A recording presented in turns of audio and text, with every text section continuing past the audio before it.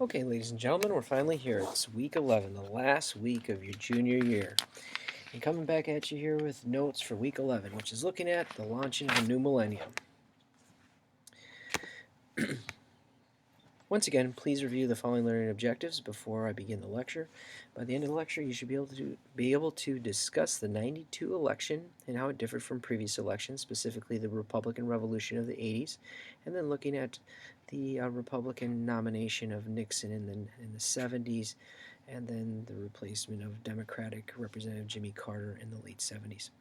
Then you'll also explain what led to the Republican comeback in the 94 congressional elections.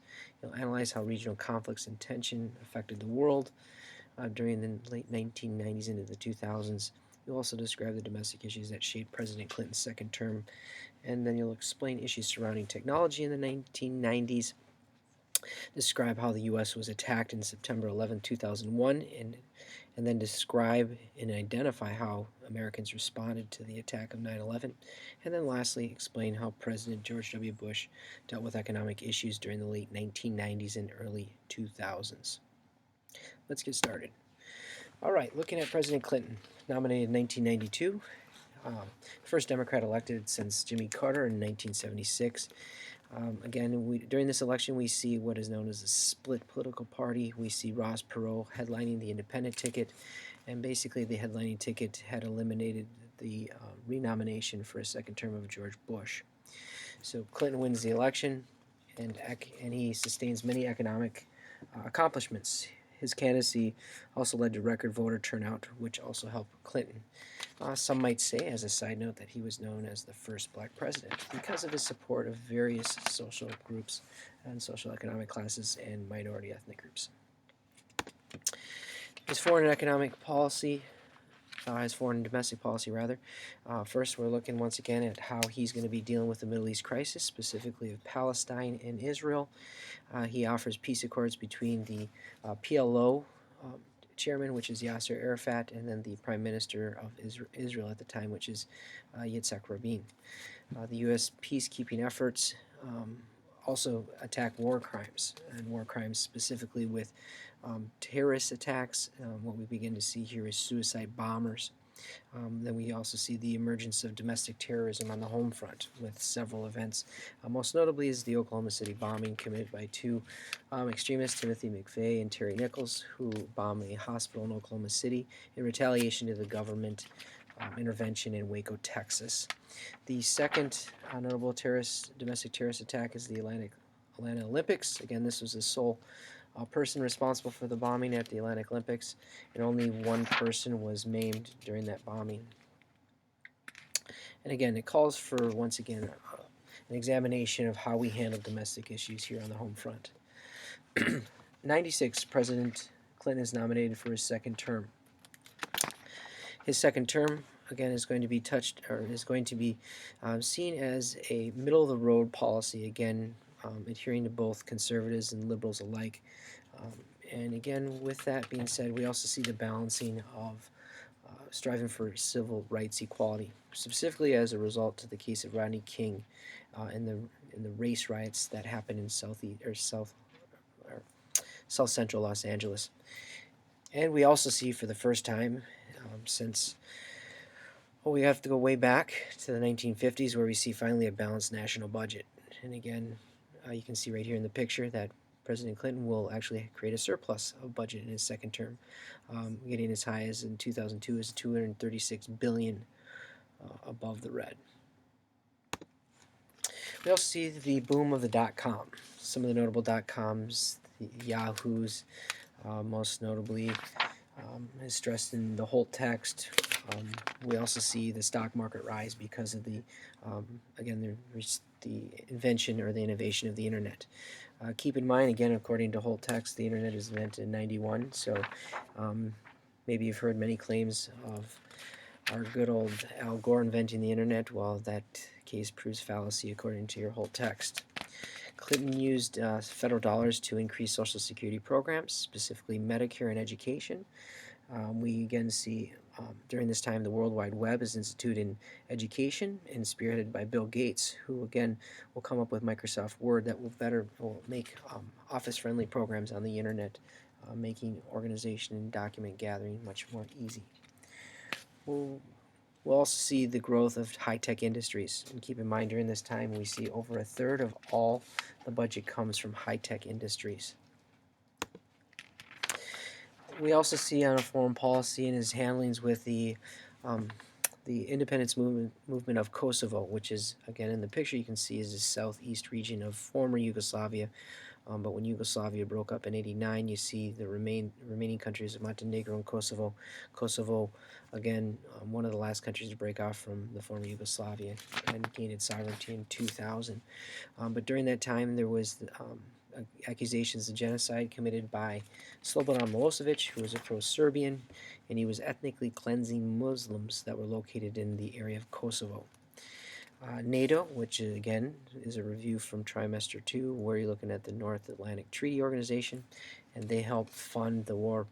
But remember, we talked about the weaknesses of the United Nations and NATO and their inability to bring about mass troops or military force. So most of the troop force was initiated by the United States during that war. In 2001, we see the conviction of Slobodan Milosevic, where he is charged with crimes against humanity.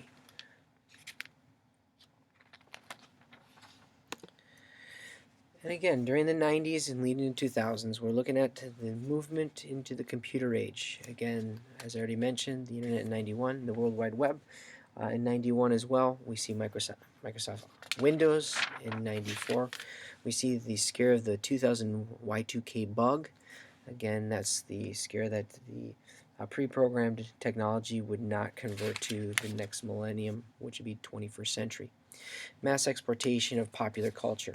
And again, looking back at previous history, saw the impact of popular culture during the Cold War in the 80s.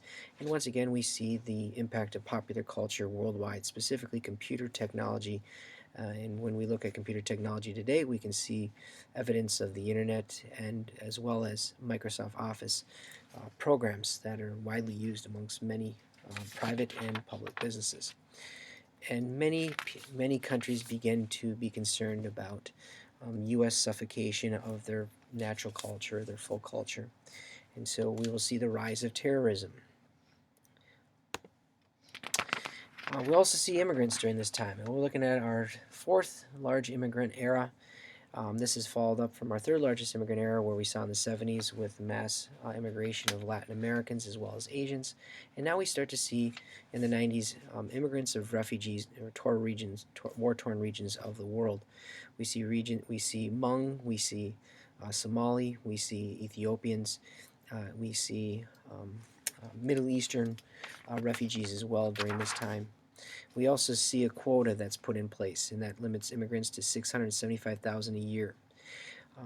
But with that being said, there's also loopholes within the system, and some of those loopholes are if you're skilled, are highly skilled, you're allowed to enter the country, with exception to that quota, and then also if you had family here and your exception to that quota. We also see an increase in foreign investment. Again, our involvement in offshoring businesses and also not only offshoring businesses, but also we see in globalization the involvement of other offshore, bringing in subsidized workforces. And we also see an increase of Asian immigrants. On George W. Bush's watch, again, he will be nominated in 1998. He will replace President Clinton. We will see the rise of multinational corporations. Again, that will be seen with the passing of the NAFTA. NAFTA, again, is an economic pact between the nations of Canada and Mexico, which allows free trade. In other words, no tariff zones between the three countries. We also see an increase of pollution and population. Again, the pollution will be a direct result of the increase of multinational corporate production. In response to that, we see an increase of recycling programs as well. When Bush takes office, he cuts his taxes, unlike his father. Remember, his father said no new tax increases. Well, Bush decides to take it the other way, and he decides to cut taxes. It'll be the first time we see a tax cut since Reagan in 1980. Again, if we remember back to Reaganomics, where the trickle-down effect was successful at the beginning, but it was questionable whether or not it truly was successful, leading to the 1987 downturn of the economy and the 1989 recession. We also see cutting taxes by $1.3 trillion. And before long, we begin to, when 9/11 happens, shortly thereafter, we do see an uptick in the economy, but we also see a large portion of funding going to defense programs, which incurs a national debt, which again will take the surplus that Clinton had given George W. Bush, and now he will find us in the red, where we are now in debt. And many will say that this tax cut that Bush put in place led to the subprime mortgage crisis that we saw in 2008. Again, many historians will say that the subprime mortgage crisis in 2008 was the worst crisis since the Great Depression that happened in 1929. 9/11. Again, 9/11 was a terrorist-sponsored act by Al-Qaeda. Al-Qaeda had 4 planes. They crashed 3 planes into towers, one in the North Tower, one in the South Tower, and one in the Pentagon.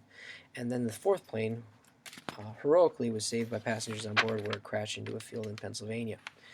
19 of the Al-Qaeda terrorist members were Saudi Arabian, and some were even trained on American soil. So many began to wonder our relations with Saudi Arabia, again, which is our largest oil supplier, or in other words, we import more oil from Saudi Arabia than any other country, and we also look at our safety within our own homeland.